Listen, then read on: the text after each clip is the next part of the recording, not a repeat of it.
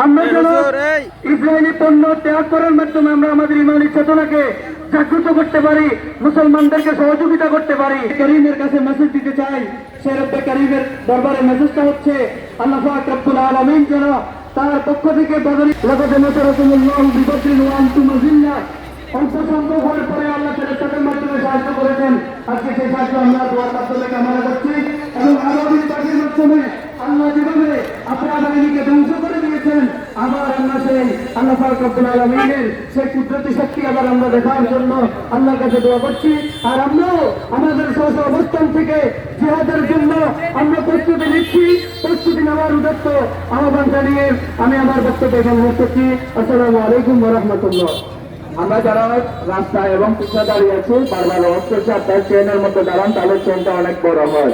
রাস্তার মধ্যে যানজট সৃষ্টি না করে স্বেচ্ছাসেবী বাইরে যারা আছেন মানববন্ধনে এসে প্রতিবাদ ইমানি প্রতিবাদে এসে যারা ছায়া করছেন, এখানে যারা ছায়া করছেন আমি অনুরোধ করবো এই প্রতিবাদ না করাই ভালো। যারা ছায়া করছেন এখানে এসে এই প্রতিবাদ না করাই ভালো। আপনারা মানববন্ধনকে ঢালকে আরো লম্বা করুন, প্রতিবাদের ভাষাকে আরো তীব্র করুন।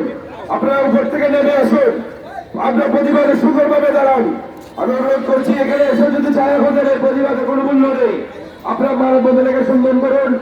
আমাদের কাছে ভালো লাগছে আজকে আমরা এখানে প্রতিবাদের জন্য সকল মতামত বলে আমরা একটা দলে দাঁড়িয়েছি। আজকে কোনো মতলব নয়, কোনো মতামত নয়, মানবতার বিরুদ্ধে আজকে আমরা দাঁড়িয়েছি, মানবতার পক্ষে।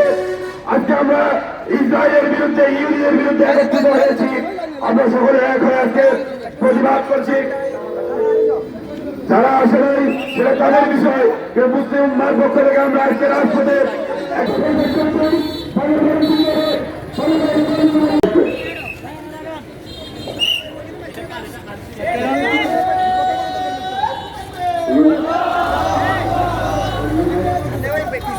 দুনিয়া থেকে নিষেধ হওয়ার জন্য সারা বিশ্ব মুসলিম যাতে এক হওয়ার প্রত্যেকটা মুসলমানের হৃদয়ে কম্পন ধরে গেছে। ইহুদি জাতি ফিলিস্তিনকে নাস্তিবাদ করে দিয়েছে, আমাদের প্রত্যেকটা হৃদয়ে এক হওয়া মুক্ত হয়ে যাচ্ছে। আমাদের বছর উপজেলা শিক্ষক সমিতির পক্ষ থেকে, মাধ্যমিক শিক্ষক পরিবারের পক্ষ থেকে আমি এই নিন্দা জানাচ্ছি। সকল আপনারা দলবল নির্বিশেষে আপনাদের বেতন দিয়ে সবাইকে